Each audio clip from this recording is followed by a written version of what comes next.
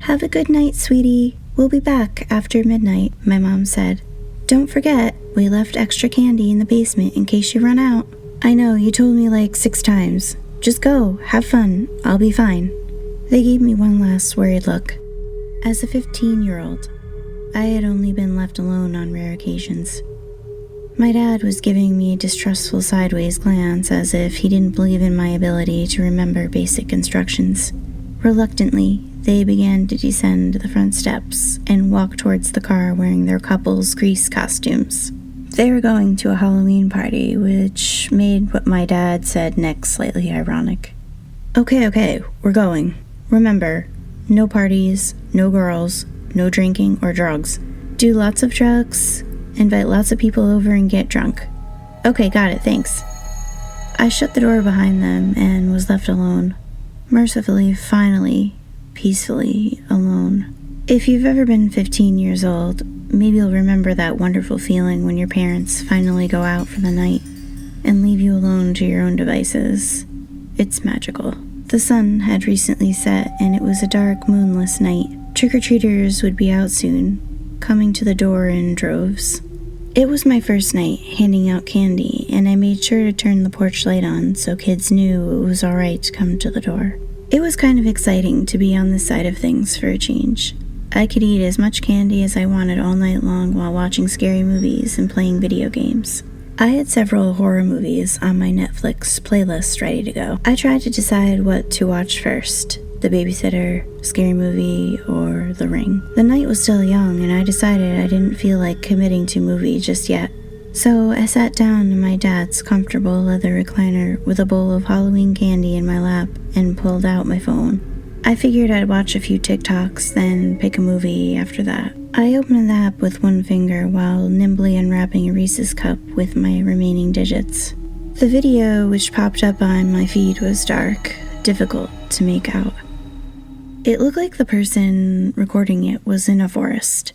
Then I saw concrete stairs and the familiar-looking wooden boards of a deck or a porch. I almost scrolled past it, but then noticed the deck looked familiar, as did the front door in the video. I paused the clip. The Reese's cup remained uneaten in my hand. I put it up to my lips to take a bite, thinking the kids outside could wait a minute. I got up from my chair, the piece of candy still whole, and stalked angrily to the door.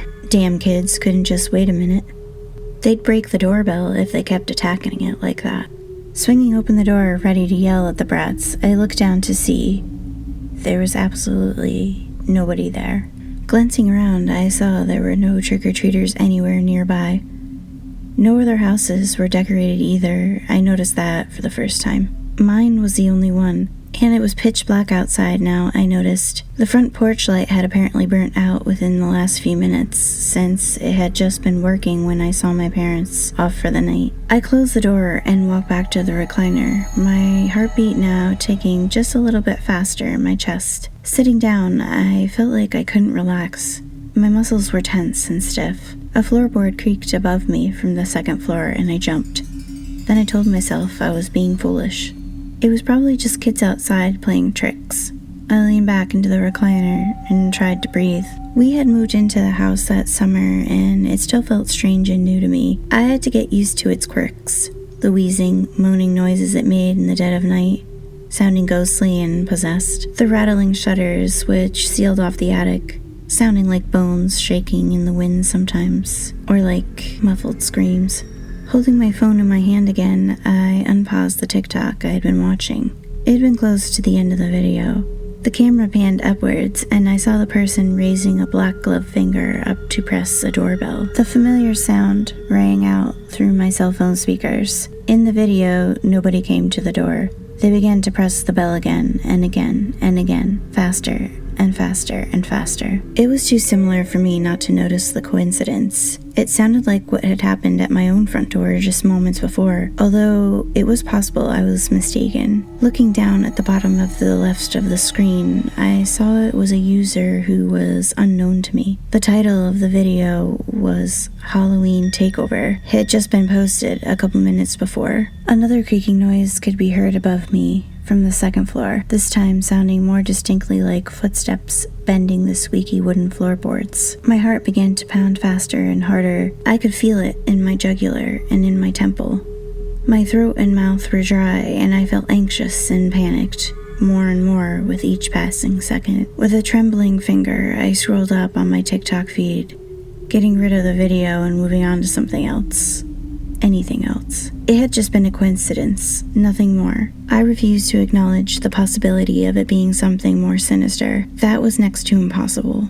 The following video was a live feed, I noticed. Had the previous one been as well? I wasn't sure. It seemed highly possible that it could have been, and I just hadn't noticed. As it played, I noticed the familiar look of the person recording, looking at their black shoed feet and the shadowy grass. Then suddenly, they were standing on the stone tile porch at someone's back door, someone else's house, I hoped, holding my breath. But those stone tiles looked very familiar, just like the wooden deck in the previous video had.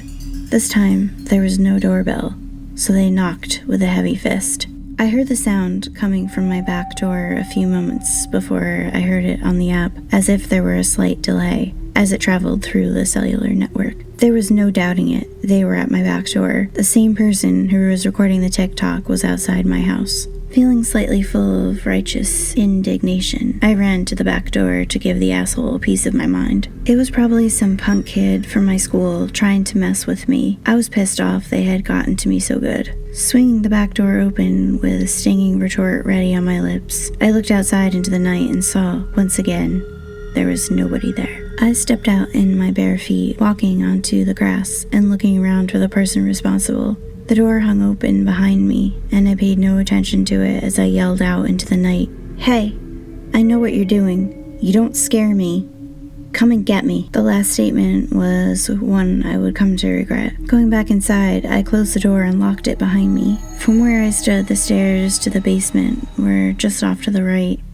The stairs to the main floor, straight ahead. The darkness down the hall to my right teased me with its unknown horrors and possibilities of what lurked within it, drenched in blackness as it was, but I ignored it and went up to the main floor, shuddering and closing the basement door behind me as quickly as I possibly could, feeling as if something would grab my ankle with a cold hand if I lingered for too long.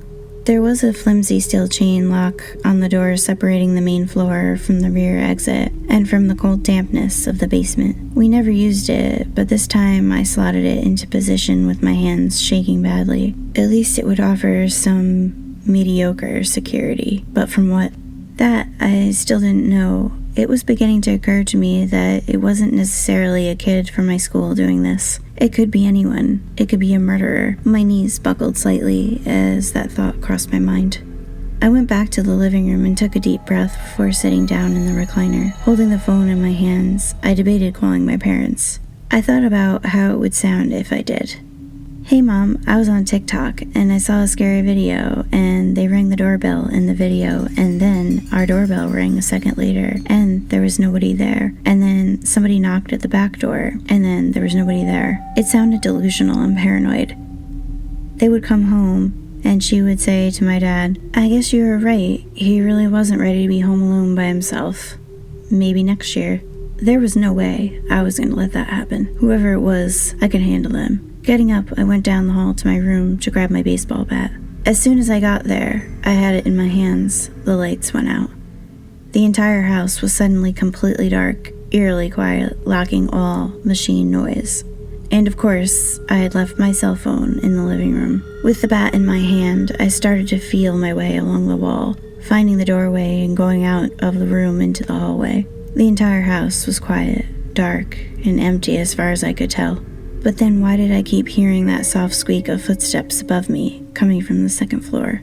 That decided it for me. I was going to call the police as soon as I got back to my phone. Slowly moving through the blackened space, I felt the edges of the walls until I was in the kitchen, then moved past the locked basement door. When I was right up against the basement door, I heard the sound of the knob turning and goosebumps ran up my spine and covered my entire body. They were inside the house. The flimsy chain would only hold back just the barest effort, judging by the looks of it. I didn't have much time. Whoever was on the other side of that door was not a kid from my school. I had a very strong feeling about that. They sounded angry and insistent as they turned the doorknob back and forth and began to hammer and bang on the door. It rattled and shook in its frame. Running as fast as I could, no longer caring if I hurt myself at this point, I ducked out of the kitchen and over to my seat where I had left my phone. My intention was to grab it and call 911, but I didn't even get that chance. A loud crash echoed through the house, and I heard the sounds of footsteps on the second floor, clearly now, running towards the stairs that led to the ground floor. There was more than one of them in the house. My phone was blinking from where it lay on the recliner's armrest. I ran over to it in the pitch black darkness, bashing my shin against the leg of the dining room chair on the way. I finally reached it and unlocked it, just as I had heard the basement door break open with a loud bang. The only thing I could think to do at that moment was to turn on the flashlight. I needed to see what the hell I was dealing with. Luckily, I got it on quickly, using a shortcut from the home screen, and it turned on, casting the light in a harsh white light. Walking over to the broken door, I saw there was nobody behind it. No culprit could have caused the damage. My phone dinged, and I looked at the screen to see I'd received a text message from someone. It was a link to a TikTok. "Sorry about your door," a voice was saying in the video. It sounded ghostly and ethereal. "Do you have any more candy?" The bag in the basement was mostly Tootsie Rolls and licorice. I hate licorice. My parents opened the door and found me shaking in the recliner, all the lights turned off, staring at my phone, watching that same video over and over again. It was in our basement, in our candy stash. "Really? You sat here all night with the lights off, eating candy and watching TikTok on your phone?" my mom asked incredulously.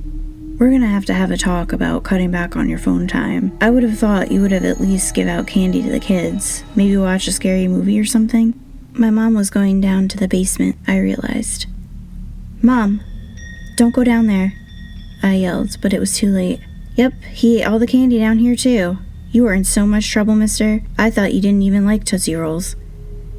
That was the night I learned that ghosts are real, and that once a year on Halloween they return to their earthly homes, to the places where they spent their fondest days. Our family had purchased the house from a couple who was downsizing after their kids passed away in a freak accident on a school trip. The son apparently loved TikTok and playing pranks on people. He also really loved candy, just not licorice, I guess. The daughter usually played upstairs in her room, was quiet, and didn't cause any trouble. Greg and Alice were their names. I found out from my parents, who had found out from the neighbors. They found out some other details too.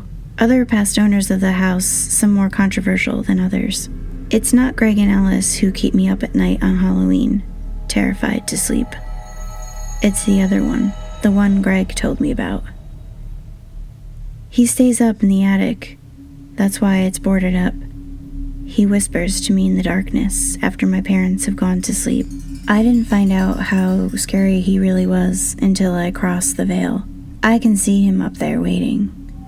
Just don't ever unlock those doors or open those blinds. All he needs is a little breathing room, and he'll be out of there next Halloween.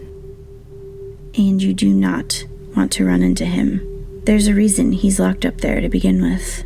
Halloween will be here again soon, in just a couple weeks. And my dad just decided to start renovations on the attic. The shutters are off for the first time in decades, the doors hanging wide open. He did it while I was at school. "We've just gotta let the air out," my dad told me in an unrecognizable grin, looking very much unlike himself. "We've gotta let it breathe."